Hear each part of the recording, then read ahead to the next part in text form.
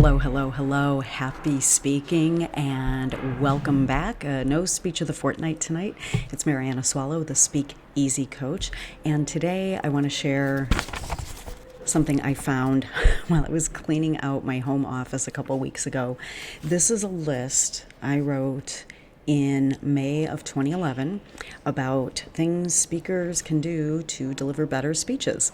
At the time, I was running my first ever conference. It was Creator Camp Chicago, inspired by two of my mentors up in Canada. And as I watched the speakers, I wrote down things I wish they would have done better. I'm going to share these with you. This is going to be a short video today. And these are pretty simple, pretty straightforward, basic things, but if someone's noticing them, that means you didn't do it. And by the way, there were a couple I caught for myself as well. So here we go. Okay, number one, prepare. There is nothing like being unprepared.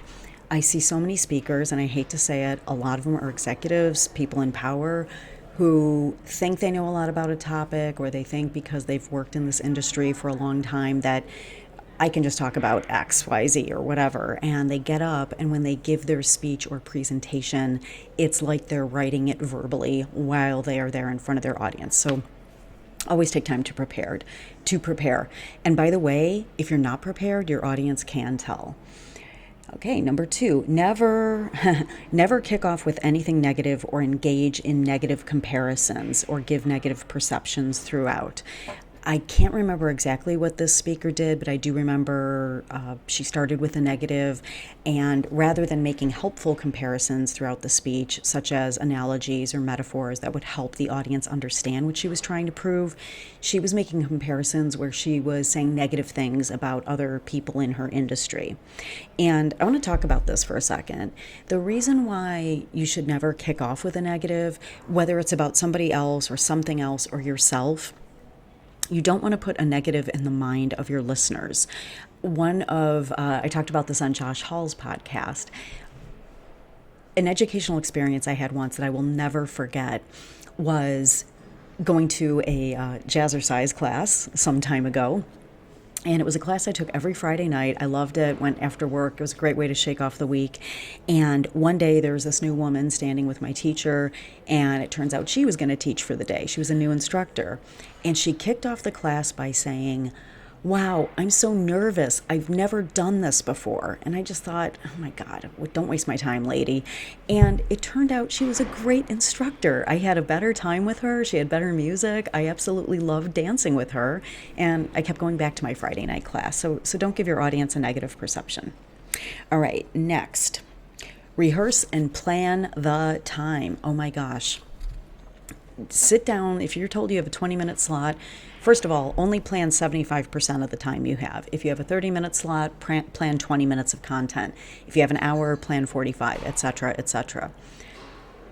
This is hand in hand with prepare. A lot of speakers don't think about how much time what they're saying is going to take. And that's the other thing. If you don't prepare, you think, oh, I'm going to talk about last quarter's sales and it's going to take me 30 minutes and it takes you 45.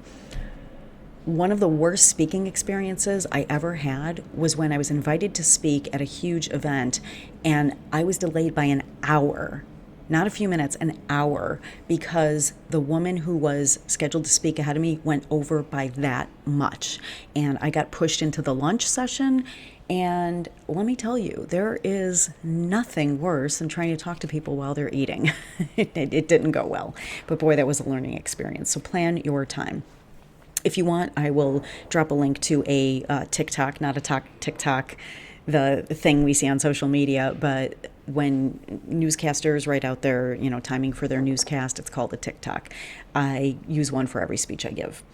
So hand in hand with that, practice, even if it's just a very rushed run through, and watch your ums. If they are chronic, your audience will notice it, and it does get distracting. Write out your opening and practice it.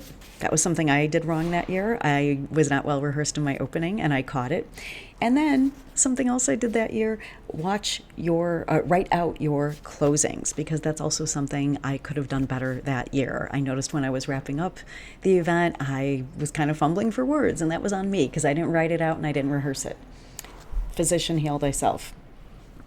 Another thing I'd like to share with you, my next tip, is have your questions ready to go. Especially at large events like conferences, it's kind of awkward if a speaker says, "Do you have any questions?" and the room is just dead silent. And the silence happens for a few reasons. It can be because no one wants to go first. It could genuinely be because no one has a question. It could be because folks who do have questions, if they're thoughtful communicators, they need to think about their question before they formulate it and speak back to you. It could just be that people are afraid of looking stupid, even though there's no such thing as a stupid question. So to kind of break the ice in this situation, what I recommend is have a preceded question ready to go. So for instance, when I'm speaking about public speaking or communications, I have a gig coming up this October where I'll be doing exactly that. What I like to do is have a question in my mind prepared, and I think about something that people commonly ask me about that topic. So go through the presentation. When I'm done, if I say, "What questions do you have for me?" And I do recommend that wording, "What questions do you have for me?" And if it's silent for a minute, then I say, "Well, let me share with you one thing. The question I most get asked, no, that's bad wording. The question I get asked most often is," and then I throw out the question and then I answer it. And that usually sparks some ideas or kind of breaks the ice, and people who are holding back then often come back and ask the questions. So have a question ready to go that you can answer if it's quiet. And let me give you a pro tip here too. Even in just a meeting, if you say to your room, "Does anyone have any questions?" and it's silent, wait for 7 seconds, because unless someone in the room is a super quick thinker, that's how long it takes for adults to respond and ask a question. So give it a few seconds. And by the way, I know that when you're up there, 7 seconds feels like an eternity. It's not, I promise. And oh wow, I wrote this twice, so it must have bothered me that day. Watch the ums, they are hard on the ears. Okay, that's all I got for you. Happy speaking. It's Marianna Swallow. Great to see you. I'll put a link to my website below in the comments. Thanks.